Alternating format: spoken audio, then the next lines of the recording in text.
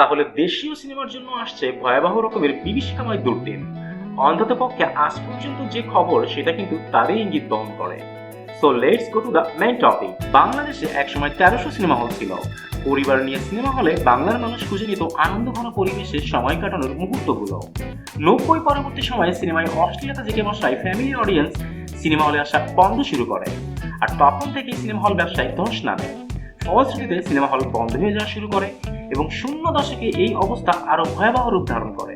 তবুও cinema hall ব্যবসায়ীরা আশায় বুক বেঁধেছিল অবস্থা পরিবর্তনের জন্য।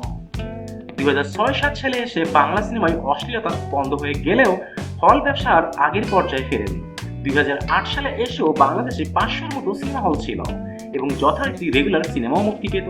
কিন্তু একদিকে ডিশ লাইন, অন্যদিকে ইউটিউবে ঘরে বসে বিশ্বের আপডেট কন্টেন্ট দেখে অভ্যস্ত হয়ে যাওয়া বাংলা সিনেমার দর্শক আর সিনেমা হলে ফিরে আসে। ফলে 500 সিনেমা হল থেকে বন্ধ হতে হতে 2019 সালে এসে সারা দেশে সিনেমা হল সংখ্যা দাঁড়িয়েছে মাত্রই 50টিতে। আর এরই মাঝে বাংলা ফিল্ম ইন্ডাস্ট্রির জন্য এলো আরো বড় হতাশার খবর।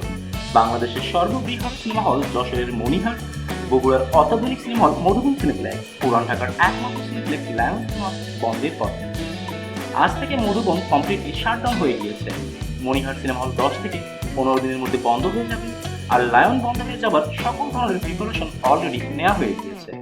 সিনেমা হলগুলো বন্ধ হয়ে যাবার মূল কারণ হিসেবে মালিক পক্ষ থেকে যতটুকু জানা গিয়েছে, শুধুমাত্র 2টা ঈদ ছাড়া ভালো বাংলাদেশি বাণিজ্যিক সিনেমার অভাবকেই মূলত তারা দায়ী করেছেন।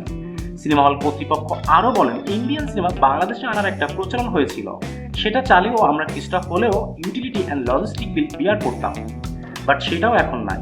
ঈদ ছাড়া দেশীয় যে সকল সিনেমা মুক্তি পায় তার থেকে বাংলা ওয়েব সিরিজের কন্টেন্টও অনেক উন্নত মানের হয়। শুধুমাত্র নাম না যারা নাটকের শিল্পীদের দিয়ে নির্মিত বস্তা পাশা নাটকরূপী সিনেমা দেখতে কেউ সিনেমা হলে আসে না। আর ওই সকল নাটক চালিয়ে লস ছাড়া আমরা কখনোই লাভের মুখ দেখতে পারি না। সিনেমা হলের ব্যবসা আমাদের পারিবারিক ঐতিহ্য, বাট যদি পেট না চলে তাহলে সেটা তো আমরা কন্টিনিউ করতে পারি না। এখন প্রশ্ন হলো, মণিহার, মধুবন, লায়ন বাংলাদেশের অন্যতম 3টি বড় cinema hall.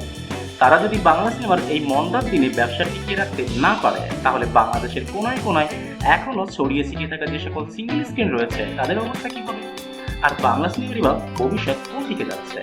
That's it for today. আবারও দেখা হবে নতুন কোনো ভিডিওতে নতুন কোনো টপিক নিয়ে। Till then, tata and bye by.